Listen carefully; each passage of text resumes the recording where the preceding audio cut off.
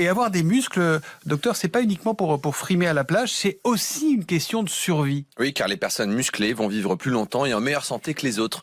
Le muscle, c'est la vie. C'est pas une question esthétique. En réalité, la masse musculaire est un facteur prédictif de mortalité. Des chercheurs ont montré que les personnes de plus de 55 ans qui ont une bonne masse musculaire ont un risque inférieur de mourir toutes causes confondues. Et lorsque vous manquez de muscles, notamment dans le cadre de maladie, d'un cancer, qui a la dénutrition, eh bien c'est un facteur de risque de mortalité. Donc souvent on fait l'obsession du poids sur la balance, de l'indice de masse corporelle, est-ce que j'ai perdu suffisamment de poids? On devrait plutôt s'intéresser à maintenir sa masse musculaire, puisque plus vous serez musclé, plus vous vivrez longtemps. Bon, mais qu'est-ce qui se passe exactement dans notre corps quand on fait de la musculation?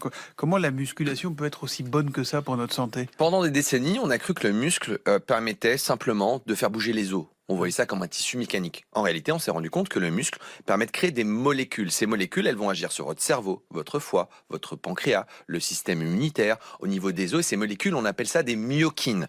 Je vais vous donner quelques exemples. Vous allez produire des myokines qui vont améliorer ce qu'on appelle la sensibilité à l'insuline. Ce qui fait que l'insuline fabriquée par le foie sera de meilleure qualité. Donc vous diminuez le risque de diabète de type 2 en faisant de la musculation. C'est une molécule qui est anti-inflammatoire et vous allez produire des molécules qui vont passer la barrière entre le sang et le cerveau qu'on appelle la barrière hémato-encéphalique. Et dans le cerveau, grâce à ces myokines, quand vous faites de la musculation, vous allez stimuler des facteurs de croissance neuronale. Qu'est-ce que ça veut dire? Des facteurs qui stimulent la production de neurones.